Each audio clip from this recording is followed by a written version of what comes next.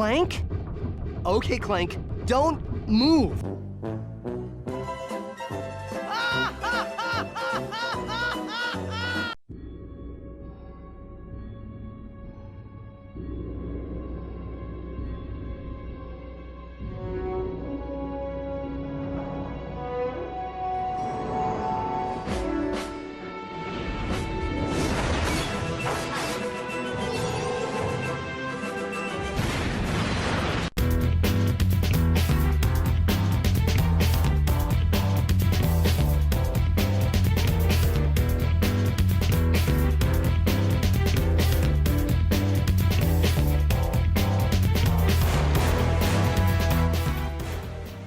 After the successful release of Ratchet Clank 1, Insomniac Studios have placed themselves as a top contender to watch when it comes to releasing top quality video games. Sure, Ratchet Clank 2002 wasn't all that perfect, but all they did was create a brand new galaxy with fun, witty characters and creative planets to explore.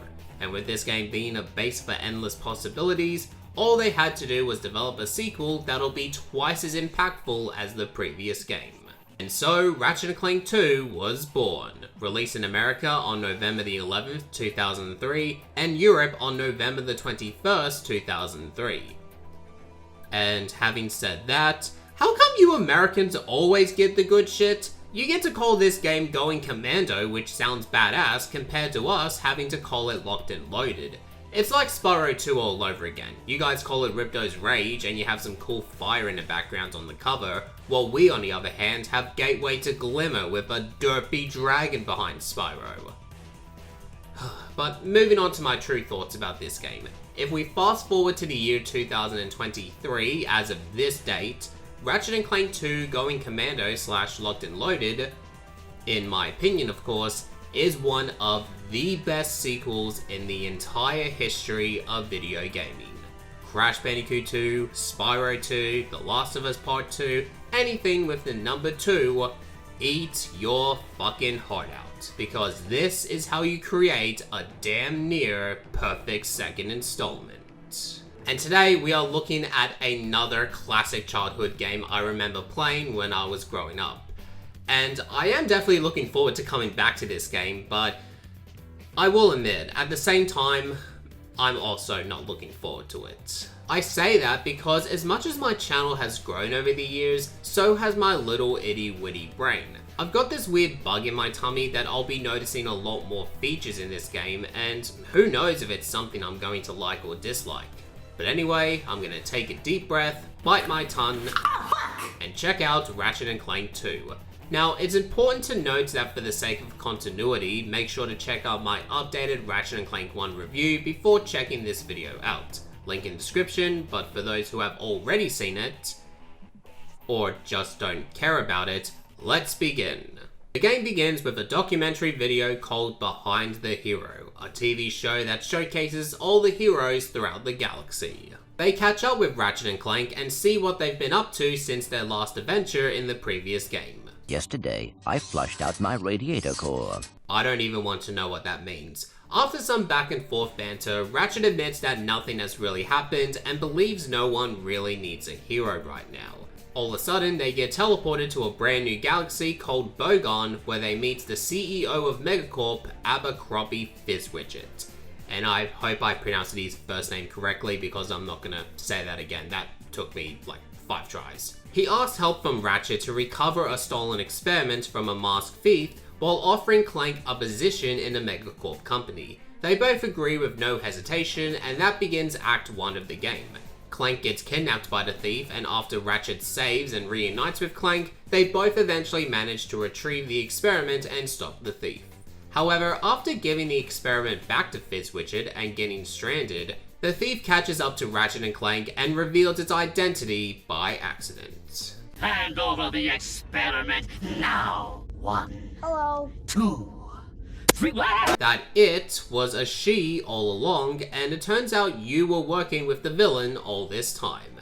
And so, with the truth revealed that the experiment has been created to cause harm to the planets throughout the Bogon galaxy, Ratchet and Clank aims to do what is right and put an end to Fizzwidget's plans. Again, I do love the story here, and especially the plot twist halfway into the game. It was built up pretty well, and I do think the seeds of Fizz Widget being a villain were planted during the first act, as his only concern was to find the experiment.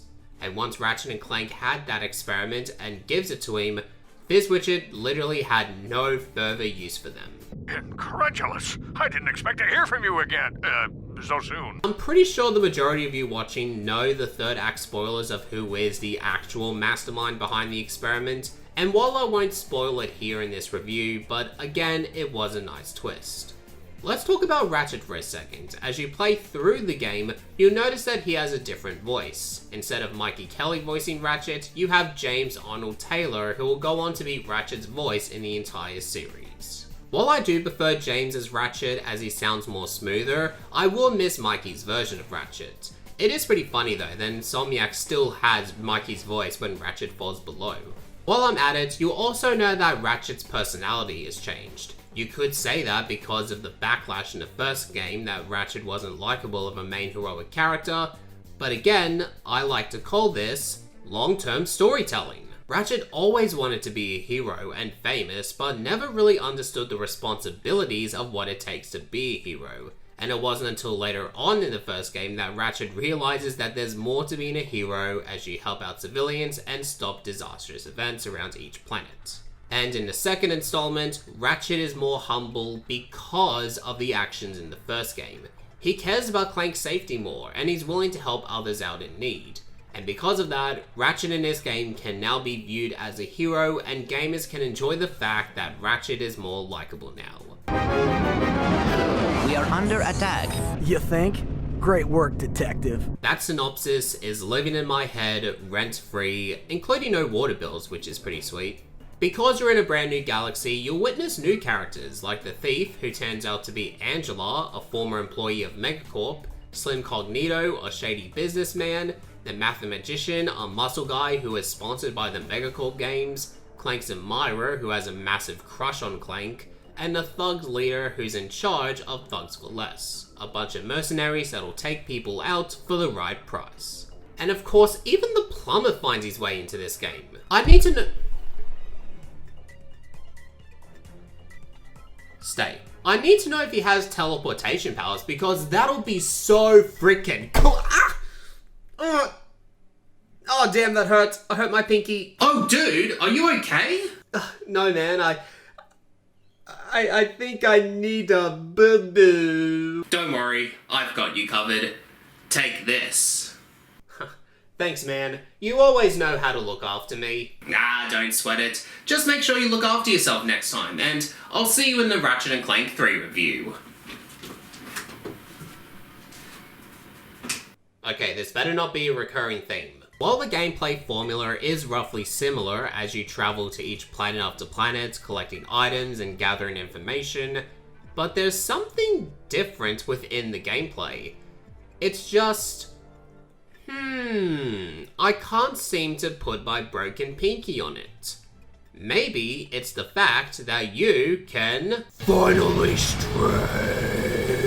Yep, in Ratchet & Clank 2, you have the ability to strafe, making the gameplay fast-paced and feeling like a Michael Bay film.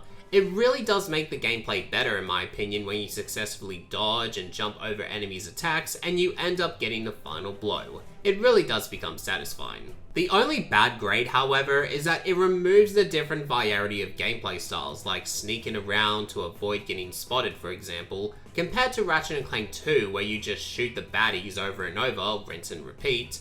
But I personally, for my taste, don't mind it, as there will be even more types of different gameplay features we'll talk about. Some of them doesn't even have to involve shooting the villains. Cool thing about combat here is where you select your weapon in a quick select, the game does indeed pause, so not only you can choose the weapons you want at ease, but also try to plan an offensive attack so you don't end up dying. While I'm here on this topic, the weapons lineup is really great. Probably my favorite weapons lineup overall, and yeah, that might be due to some nostalgia, but there's a ton of cool and interesting weapons you'll be able to acquire. You have the Lancer, which is pretty much like the blaster from the previous game, the gravity bomb, an explosive gun, The chopper, a disc-blade weapon that can ricochet back to enemies to hit multiple times. The blitz gun, which is your typical shotgun. The seeker gun, and once fired, it seeks out an enemy, and when it gets too close, it'll lock on and hit him. The lava gun, which shoots out lava, obviously. The mini turret glove, which is a small turret that'll shoot enemies if they get too close. The mini rocket tube that shoots out rockets. The plasma coil that shoots out electrical plasma to shock enemies. And of course, you have the Rhino 2, which is just awesome. And you also have the Zodiac, which lets you do this. But I'd save the best for last, which of course is the Bouncer. When firing the gun, you have a big bomb, and when it explodes, it turns into very tiny bombs that'll also explode and kill enemies. So freaking cool. They definitely expand upon the ideas of what weapons they can create, and Insomniac did a really great job. Although I wasn't a big fan of the pulse rifle, which is your sniper rifle, even as a kid I never found a good use for it apart from the skill points. I also wasn't a fan of the Clank Zapper. It costs way too much money and it's completely useless. I don't have gameplay footage of it because, yeah, I don't want to waste bolts on a weapon that's pretty mid to terrible at best. And there is another cool feature they added to the weapons, but before we talk about that, we first have to talk about nanotech. Nanotech is located on the top of the screen and it indicates as your health bar. And the small bar on the bottom is your nanomites. When you defeat any type of enemy, your nanomites will slowly increase. And once your nanomite is full, you'll get an extra bar increasing your health. But here's the catch. Nanomites are also on your weapons as well, and once the bar is full on your weapon will get an upgrade, having a different look and being twice as powerful. It is always satisfying to upgrade each weapon to its fullest potential, and as someone who loves completion in their video games, every time I upgrade a weapon, I usually try to ignore it for the rest of the game and move on to the next weapon to upgrade. That is, if I'm stuck, which, in that case, suck on these bouncer balls, you squirrel-looking fucker. Weapons from the first game make their appearance too, but what is sad about them is that you can't upgrade them. And once you buy them, that's what you get. And of course, you have your gadgets. Some new ones feature the Dynamo, which activates triggers like platforms to jump or doors to open. The Tractor Beam, which allows you to move objects big or small. The Therminator, and when using it, you can freeze or unfreeze water. On that note, I always hated this section here with the big scary fishes as a child. I always seem to get nightmares from them. And they still haunt me to this very day. The swing shot, gravity boots, and grind boots make their return here, but I find it weird that those gadgets were not presented with Ratchet in the very beginning. I mean, I can understand the swing shot and the grind boots are in Clank's apartment. Ratchet must have given to them to Clank off screen. But why do I have to go through a series of challenges just to get the grind boots back that I technically earned them already back in the first game? I have no idea, but that was the question I thought to myself when coming back to this game. You also have the electrolyzer, on which you have to flip the connectors to make sure the circles connect to them, and the infiltrator to make sure you follow the correct path, leading you back to the start before the timer runs out. I'm personally not a fan of these two. If we recall back to the Trespasser, it really made you stop and think about how you're going to tackle this puzzle. And with smart strategic thinking and pulling it off, you feel accomplished by it. In here though, it feels more just like trial and error with not much thought. Just keep replaying the same method over and over until you get the job done. It's not that big of a deal, however, as they only show up every now and then. As you progress, the game will eventually get difficult as you go along, and that's why you can purchase armor to give you less hit points and take damage better. Or you could just play through the game without buying armor to be an absolute badass. Yeah, it's your choice, really. The planets to me are really great to explore. There's quite a fair bit of memorable planets to check out. The Silver City and planet Boldon, the jungle-themed planet in Jobar, and an area entirely filled with swamps in planet Uzla, just to name a few. Almost each planet will have a different pathway to check out, but much like the first game, you can't really progress until you have the correct gadgets. That is, of course, if you are a speedrunner beast, that's a completely different story. A really cool feature in the entire Ratchet & Clank trilogy is when you land your ship and just before you start walking, the camera zooms out and you get to take in the atmosphere of what you're about to explore. It's breathtaking at times. And not to mention that when combined with a banger of an OST, it delivers a wonderful experience when put together.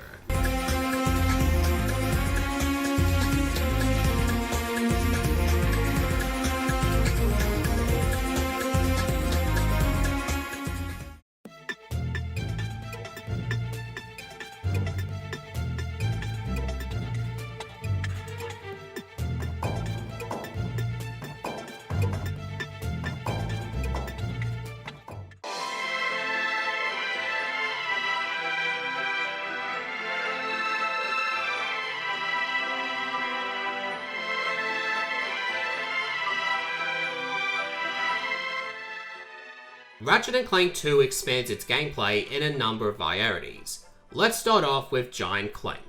Now yes, I did end up forgetting to talk about Giant Clank in the previous review on Ratchet & Clank, so I suppose now is a good time to talk about it.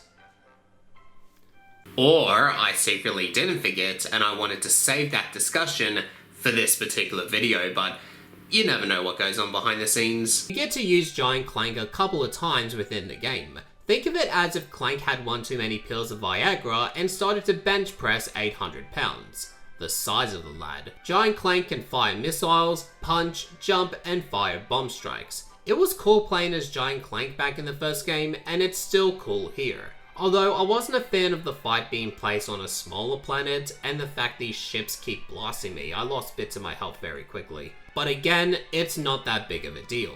Next up is the arena battles. You get to choose what kind of game modes you wish to try, like defeating enemies only using your wrench, or maybe you like to tackle a boss to test out your weapons. Either way, you get placed inside the arena and try to defeat waves of enemies in a number of rounds. It's such a cool concept, and if you win, you earn some bolts to spend. There are 2 battle arenas to check out, and while the first one starts off basic, the second arena battle does get more challenging, as by then, you should have at least a few powerful weapons to use because at that time, the enemies will be able to handle your beginner weapons. So overall, I love the arena battles and definitely one of my favorite ones. You also get to partake in some races, but instead of hoverboarding, you race in these motor-like vehicles. As you win more races, not only the AI difficulty goes up a bit, but weapons will be available as well as shortcuts to get in the lead.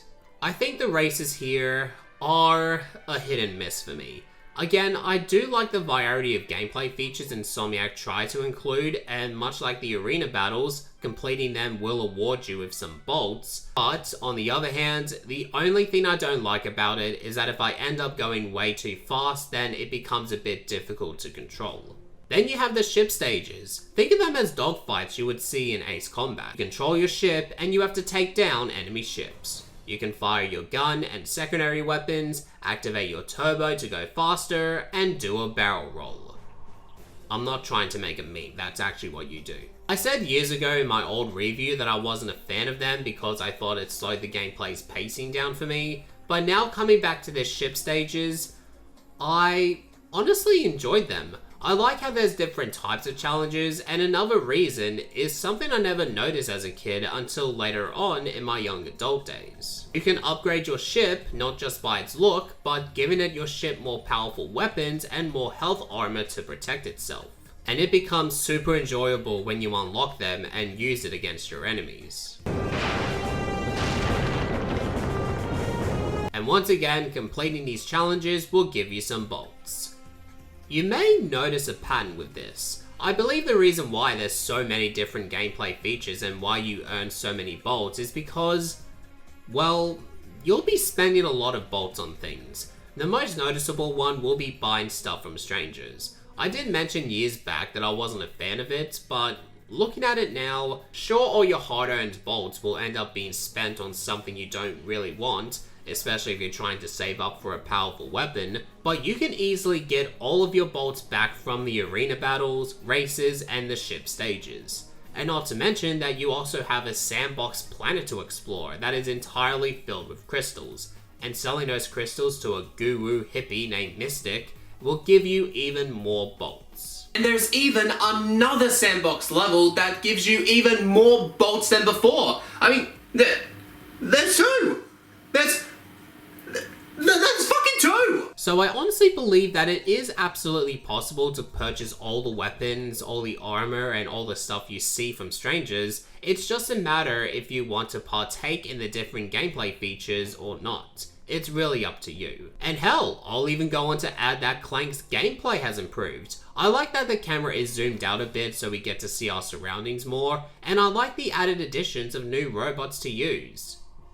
All except for Lifterbot. He only gets used once in the entire game, which makes him pointless. But other than that, I actually enjoyed playing as Clank in this game.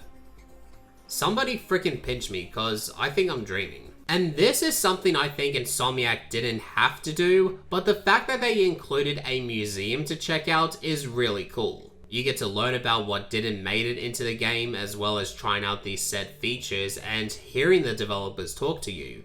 This is honestly pretty sick. And of course, you still have your skill points to discover to unlock cheats and platinum bolts to collect. Some of them can be pretty tricky to find, but it's also rewarding once collecting them. Collecting enough platinum bolts will let you put in modifications in your weapons. Again, another layer added to make the entire experience so much enjoyable. Some many other key items to look out for are Nanotech Boost, which will automatically increase your health by 1. You can earn Raritanium from either the sandbox areas or the ship stages, and earning enough will allow you to upgrade your ship as discussed before.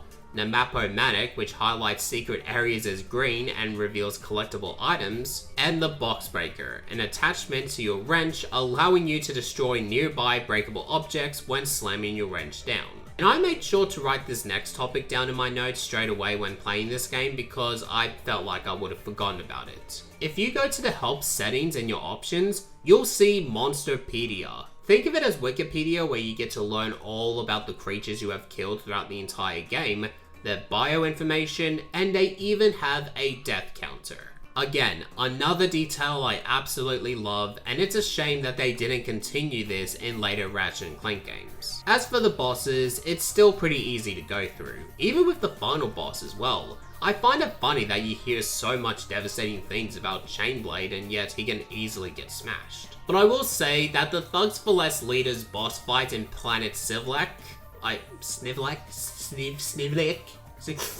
is that how you pronounce it? I don't know, but whatever the case it is, that boss fight can fuck right off. He's inside a giant mechanical robot, and instead of turning into a giant Clank again, you have to run around, jump on these turrets, attacking while stopping projectiles as he shoots at you. He will end up destroying your turret, so you have to jump out and find another one.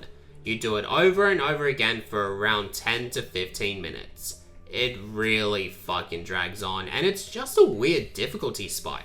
As after the boss and entering the next planet, the game's difficulty goes back to normal all of a sudden. This to me is, if not, one of my biggest complaints in the game overall.